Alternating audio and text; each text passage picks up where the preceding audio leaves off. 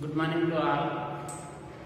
మనము గత క్లాసులో కూడా శ్వాసక్రియకు సంబంధించినటువంటి శ్వాసక్రియ విధానాలు కానీ అదేవిధంగా శ్వాసక్రియలో ఉపయోగించబడేటువంటి వర్ణకాలు కానీ అదేవిధంగా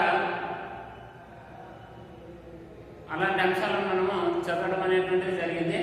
కాబట్టి ఈరోజు టాపిక్ లోపల క్లోరైడ్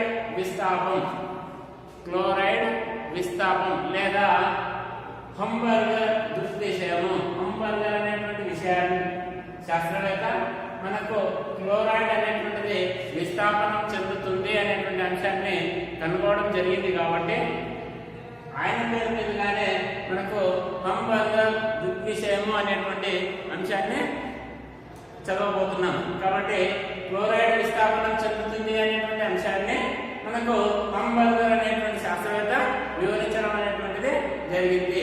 కాబట్టి ఈ క్లోరైడ్ విస్థాపనాన్ని ఆయన పేరు మీదుగానే మనము హంబర్గర్ దుష్విషయము అనేటువంటి అంశాన్ని తెలుసుకుంటున్నాం. అంటే జనరల్ గా మనకు క్లోరైడ్ ఏ విధంగా విస్థాపనం చెందుతుంది అనేటువంటి అంశాన్ని తెలుసుకున్నట్లయితే మనము శ్వాసక్రియ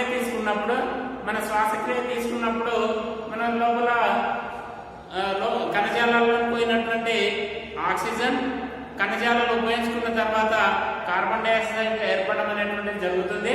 కాబట్టి కణజాలంలో ఉన్నటువంటి కార్బన్ డైఆక్సైడ్ ఏదైతే ఉందో కణజాలంలో ఉన్నటువంటి కార్బన్ డైఆక్సైడ్ అదేవిధంగా కణజాలంలో వచ్చినటువంటి కార్బన్ డైఆక్సైడ్ ఆర్బీసీ లోనికి అదేవిధంగా ప్లాస్మా ద్వారా ఆర్బీసీ లోనికి ప్రవేశించడం అనేటువంటిది జరుగుతుంది. కాబట్టి కణజాలంలో ఉన్నటువంటి కార్బన్ డైఆక్సైడ్ నీటితోని కలిసి మనకు కార్బోనిక్ ఆమ్లం అనేటువంటిది ఏర్పడుతుంది.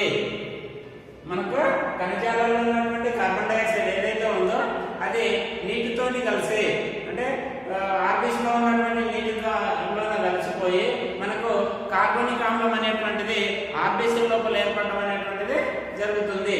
ఈ విధంగా ఏర్పడినటువంటి కార్బోనిక్ ఆమ్లం ఏదైతే ఉందో ఈ కార్బోనిక్ ఆమ్లం అనేటువంటిది విభజన చెంది లేదా విస్థాపనం చెంది మనకు H+ గాను నెక్స్ట్ బైకార్బోనేట్ గాను ఏర్పడడం అనేటువంటిది జరుగుతుంది. అంటే రెండు రుణావేశం ఒక ధనావేశం ఉన్నటువంటి బైకార్బోనేట్ గాను ధనావేశం ఉన్నటువంటి హైడ్రోజన్ గాను విడిపోవడం అనేటువంటిది జరుగుతుంది. ఏది ఆర్బీసీ లోపల ఏర్పడినటువంటి కార్బోనిక్ ఆమ్లం ఏదైతే ఉందో ఈ కార్బోనిక్ ఆమ్లం అనేటువంటిది కొద్ది సమయం తర్వాత అయాన్లు గాను కేటయాన్లు గాను విడిపోవడం జరుగుతుంది. కేటయాన్ అనేటువంటి కార్బోనిక్ ఆమ్లంలో ఉన్నటువంటి హైడ్రోజన్ అయాన్ అదేవిధంగా కార్బోనిక్ ఆమ్లంలో ఉన్నటువంటి బైకార్బోనేట్ గాను విడిపోవడం జరుగుతుంది. కాబట్టి ఈ ఆర్బీసీ లేదా ఎర్ర రక్త కణాలకు యొక్క త్వచం అనేటువంటిది దానికి ఒక స్పెసిఫికేషన్ అనేటువంటిది ఉంటుంది. ఏముంటుంది అంటే ఈ కణ త్వచం ద్వారా బయటికి ధనావేశాలను లేదా కేటాయాలను పంపించేటువంటి అర్హత లేదు ఉంటుంది. కాబట్టి ఆర్బీసీ ఉండేటువంటి కణత్వచం ఏదైతే ఉందో ఈ కణత్వచం అనేటువంటిది కేటాయాలను బయటికి పంపించదు. దానికి ఉన్నటువంటి మెయిన్ లక్షణం ఏంటంటే ఓన్లీ ఆయాలు ఏవైతే ఉన్నాయో అవి మాత్రమే బయటికి వెళ్ళడం అనేటువంటిది జరుగుతుంది. కాబట్టి ఇక్కడ ఉన్నటువంటి బైకార్బోనేట్ అనేటువంటిది ఆర్బీసీ కణత్వచం ద్వారా బయటికి వెళ్ళడం లేదా ప్లాస్మాలోనికి వెళ్ళడం అనేటువంటిది జరుగుతుంది. ఈ ప్లాస్మాలో ఉన్నటువంటి బైకార్బోనేట్ అయాన్ అనేటువంటిది ప్లాస్మాలోనికి వెళ్ళడం అనేటువంటిది జరుగుతుంది. ఇక్కడ ప్లాస్మాలో ఉన్నటువంటి సోడియం అయాన్తో కలిసి సోడియం బైకార్బోనేట్ గా మారడం అనేటువంటిది జరుగుతుంది. సోడియం బైకార్బోనేట్ గా మారడం జరుగుతుంది. ఏర్పడినటువంటి సోడియం బైకార్బోనేట్ ఏదైతే ఉందో అది ధనావేశం ఉన్నటువంటి సోడియంతో కలిసిపోవడం జరుగుతుంది.